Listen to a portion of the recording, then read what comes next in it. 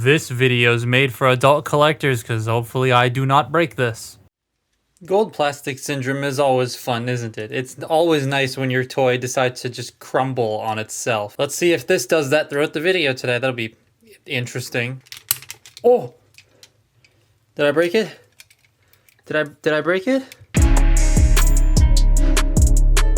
So, gold plastic syndrome. What's funny actually is when I Google it, I was presented with this, and that was kind of funny. That's my own video. But this is a big player in aspects of GPS. Shoulders, thighs, knees, ankles, wing hinges.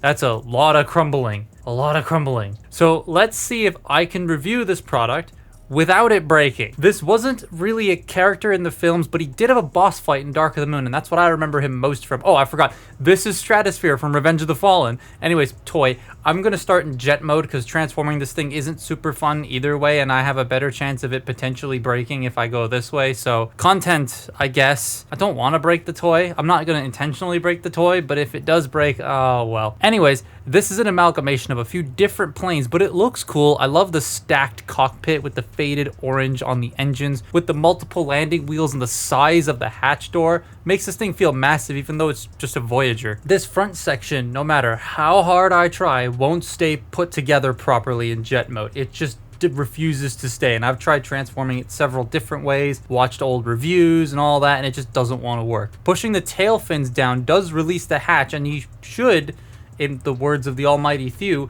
poop an Optimus. But I don't have it, so here's some goldfish crackers.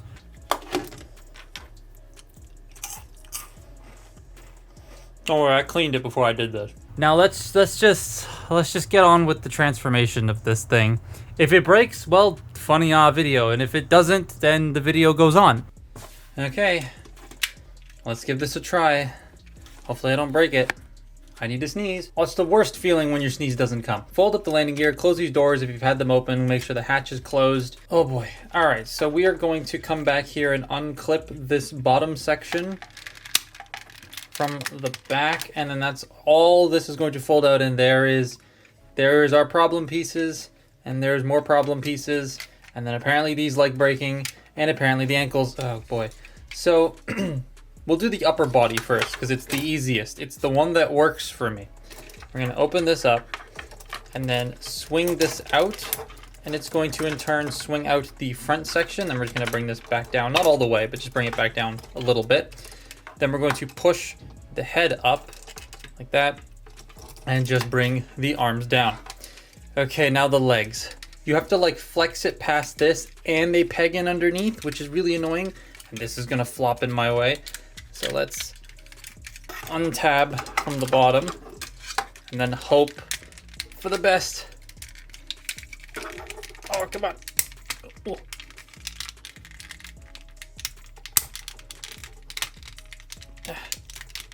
Oh, did I break it? Did I break it? No, I didn't break it. Okay. Whew. Oh, that one came out super easy. All right, so you just want to make sure you fold the ankles up carefully so they don't break. And then accordion the legs to be chicken.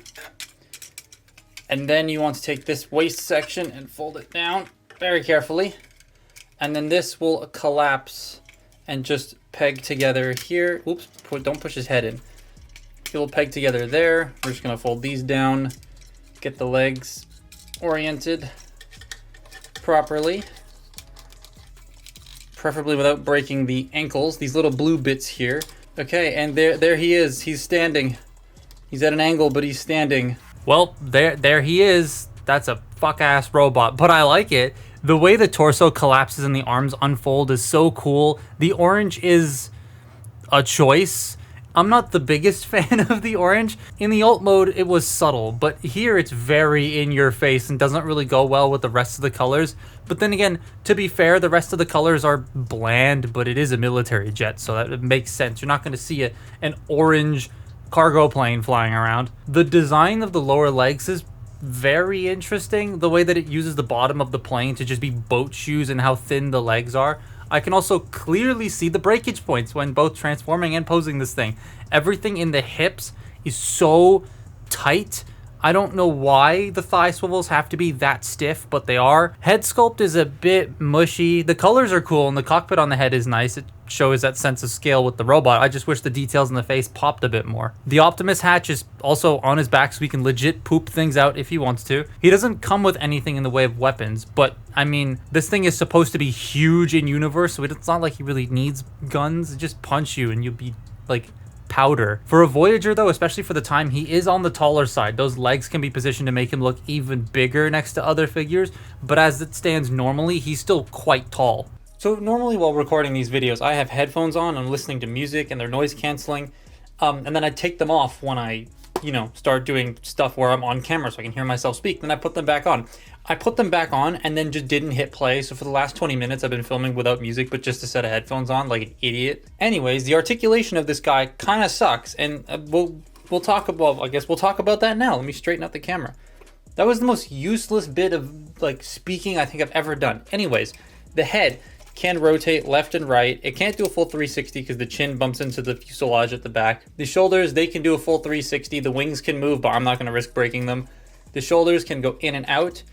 I think the shoulder, oh no, they look like they're backwards. They might be backwards. I don't know. You do have a bicep rotation, but as you saw earlier, if I rotate it from here, well, actually it's not doing it now, but it did just come off very, very easily. So that's fun. You do have double jointed elbows that bend about that far, and if you watch, oh, there goes the arm. Well, I can better show this off. There's the mech alive, and there's some in the bicep too. Let's see if I can get the bicep. You can kind of see it. Yeah, there you go. You can see it moving in there. That's the mech alive on Stratosphere. His hands, he's got no wrist swivel, but he does have opening and closing hands and a wrist hinge of sorts, and it is a 5mm port. So let's see if I can get a weapon in his, haha, yes, he can hold a weapon. Not the greatest grip though, but he's got a weapon. Nothing at the waist. Hips can go forward that far, they can go back that far, they can go in and out. There is a thigh swivel. However, let's see if it makes the noise it made earlier. Oh, and that's gold plastic. They're both like that. So for all intents and purposes, he does not have a thigh swivel. It's just not there because that is so incredibly tight. You do have this bend at the knee, so you can get the leg all the way back. You can also get the leg all the way forward if you want. And then you have these really stiff ankles that I can feel. I can feel them flexing slightly when you move this around. So I can see why they would break, because they are not supposed to. This bit's not supposed to move around, but it's moving in my hand. I can feel it. So yeah, a little bit dangerous, suppose, because you run the risk of these snapping, these breaking, and apparently these like to break too. Also, this is a thing that happens, I guess. So yeah, he's neat, but like, I don't recommend one. The risk of crumbling is a thing. I know there are going to be some people out there who say theirs is fine and they've had it for a long time, and that's great, but not everyone is that lucky, and you could just get one that is or is about to break out of the box or out of the bin or whatever you find it in. The shop, Comic Alley Toys, not sponsored, that I got this from, told me the second one that they have, because there was two and I put one complete one together, but the second one that they have is just free for me to use if mine starts to break down, because they're both so far not broken GPS wise, but that's how unstable this toy can be, is they're like, just use the parts if you break it. But that's my look at Revenge of the Fallen Stratosphere. Follow me on Twitter and Instagram, and I will see you next time. Bye bye.